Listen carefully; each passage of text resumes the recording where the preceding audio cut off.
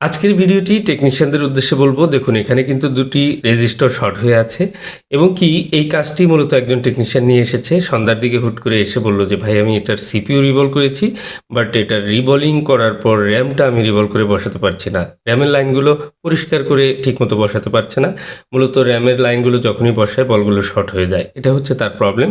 আর এটা নিয়ে আমার কাছে এসেছে এবং কি এই ফোনটার পাওয়ার আইসি থেকে শুরু করে এমন কোনো জায়গা নাই যেখানে কাজ করা হয়নি। আপনারা নিশ্চয়ই দেখতে পাচ্ছেন এবং কিছু ভুল ত্রুটিও রয়েছে এই কাজে। তো ওনার কাছে ওনার মনে হয়েছে যে শুধু র্যামটা রিভলভ করে লাগালেই ঠিক হয়ে যাবে, এই কারণে আমার কাছে এসেছে। তো আমি যেহেতু সবসময় কোনো না কোনো কাজ নিয়ে ব্যস্ত থাকি, অনেক পরিমাণে কাজ কিন্তু আমার হাতে থাকে যেগুলো বিভিন্ন জায়গা থেকে আসে বা অলরেডি কিন্তু আগে থেকে আমার কাছে পেন্ডিং রয়েছে, যেগুলো খুব দ্রুত কাজ করে দেওয়া প্রয়োজন।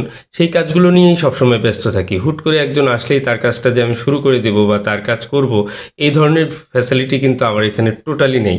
আর এ ধরনের কাজ করতে গিয়ে সমস্যা হতেই পারে, এটা মেনে নিয়েই কিন্তু আপনাকে কাজ করতে হবে, ডেট্রিক্স নিয়েই কাজ করতে হবে। যিনি নিয়ে এসেছেন তার মনে হয় এই ফোনটা নিয়ে উনি অনেক সমস্যায় আছেন, এখন মাদারবোর্ড প্রয়োজন হলেও চেঞ্জ করে দিতে হবে, এরকম একটি সিচুয়েশনে সে পড়েছে।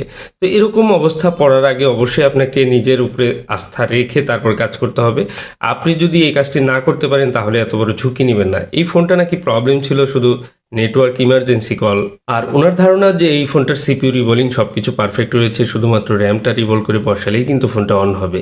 তো যে কারণে উনি বলছে যে আপনি শুধু র্যামটা রিভলভ করে লাগিয়ে দেন, সিপিইউ রিভলিং 100% ওকে আছে, এটা আমি ঠিক মতো রিভলভ করে লাগিয়েছি। আর আমি জানি যে এই ফোনটা কিন্তু যতই আমি র্যাম সুন্দর করে রিভলভ করি তারপরেও কিন্তু অন হওয়ার সম্ভাবনা খুবই কম রয়েছে, কারণ পাওয়ার সেকশন শুরু করে সব কিছুতেই কিন্তু অবস্থা ভালো না।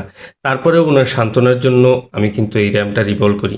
দেখুন, অনেক কাজের ব্যস্ততার মাঝে এ ধরনের কাজ আসলে হুট করে হাতে নেওয়াটা একেবারেই সম্ভব হয় না। আর এ ধরনের কাজ আমি কুরিয়ারেও নিতে চাই না, তারপরে উনি সরাসরি এসে আমাকে একটা চরম বিপদে ফেলে দিচ্ছেন।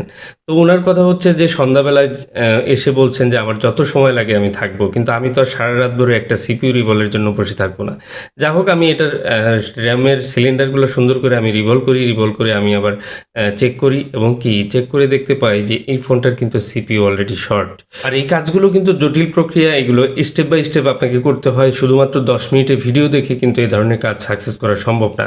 ভিডিওতে আমি ডাবল ডেকার নিয়ে বেশ কিছু কথা বলেছি যেগুলো হয়তো হেল্পফুল হবে, কিন্তু সেগুলোর জন্য যদি এভাবে ফোনগুলো প্রবলেম হতে থাকে তাহলে কিন্তু সে ধরনের ভিডিও আপলোড আমার না করাই ভালো। আর একটা ভিডিও দেখে কাজ শুরু করার আগে অবশ্যই আপনি চেষ্টা করবেন যে সেই ফোনটি যদি ঠিক না হয় সেটার ব্যবস্থা আপনার আছে কিনা।